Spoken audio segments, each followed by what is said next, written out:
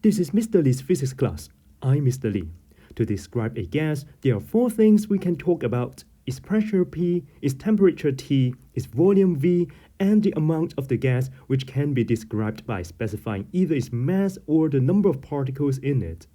It turns out that this is a little subtle and will be discussed in the future.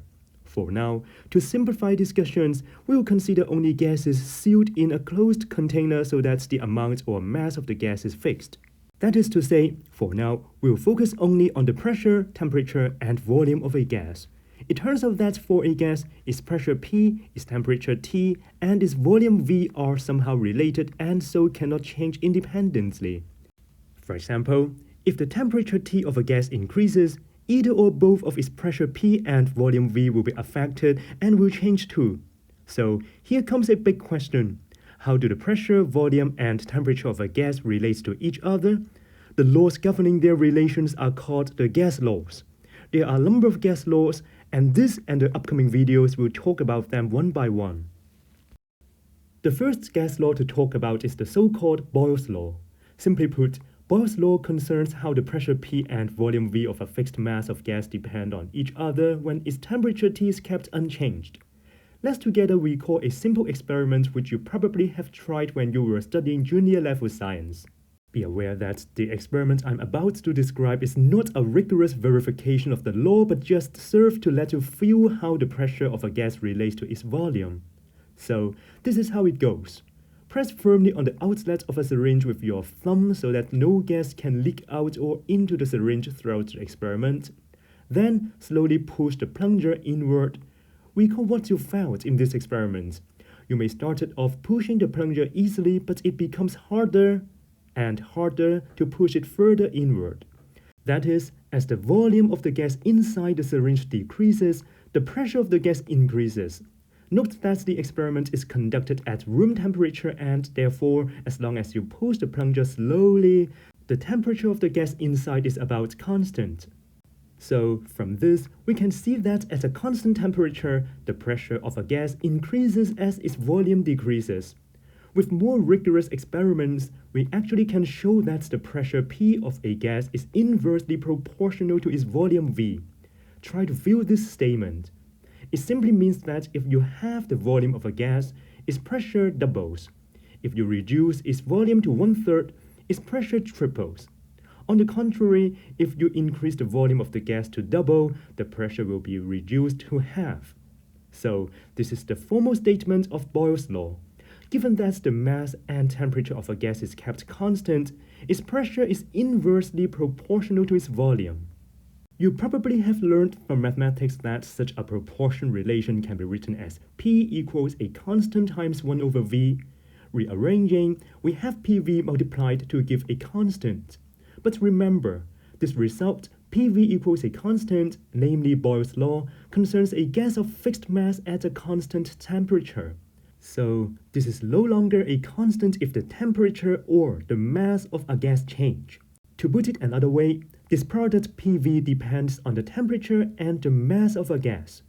Anyway, let's get ourselves back to processes with constant temperature and mass first, like this one shown just now. If its PV is a constant, it means that its initial pressure times initial volume, symbolically P1V1, is equal to its final pressure times final volume, P2V2. I want to emphasize that actually these three expressions are essentially the same but cast in different forms. The first two are more suitable for some quick analyses and abstract conceptual understanding, while the last one here is more often applied in numeric calculations when a gas undergoes an actual process at constant temperature. Let's apply this form to the syringe example just now. Suppose this syringe of gas starts with a volume of 40 cm3 at 1 standard atmospheric pressure, approximated as 1 × 10⁵ pascal for simplicity. Then what's its pressure if it's compressed to a volume of 25 cm3? So apply this expression P1V1 equals P2V2 and put the values into it.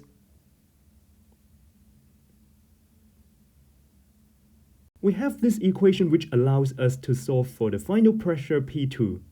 Before proceeding to solving the equation, I want to bring your attention to the units used. In the past, we often preferred performing calculations in SI units. Then why can I use cm cube here instead of meter cube? The reason, I think, is obvious if you look at this line. If you insist on using SI unit, V1 will be 40 times 10 to the power negative 6 meter cube, and V2 will be 25 times 10 to the power negative 6 meter cube. The 10 to the power negative 6 meter cube on the two sides of the equation will eventually cancel out each other, leading to an equation no different from the one that uses cm cube at the onset of setting up the equation. That's why I didn't care about writing the volume in units of meter cube. Anyway, solving this equation is a piece of cake and will result in P2 equals 1.6 times 10 to the power 5 Pascal. You see, the pressure indeed increases as you press the plunger inward. We have just calculated the pressures of the gas in this syringe at two different volumes, 40 and 25 cm cube. Now I want to see how its pressure varies with its volume, generally with a graph of pressure P plotted against volume V, casually called a PV graph. At a volume of 40 cm cube, its pressure is 1 times 10 to the power 5 Pascal. Let's represent it with a point here on the graph. And at 25 cm cube, its pressure is 1.6 times 10 to the power 5 Pascal as shown here. What about at other volume? Apply Boyle's law in this form, the product of P and V is a constant. From this point, we can see that the product of P and V is 40 times 10 to the power 5 Pascal cm cube. Check again using this point.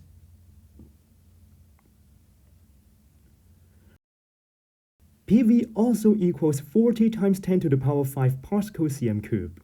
You see they are the same. And of course they should be, as we got these values before by Boyle's law, which requires that PV equals a constant.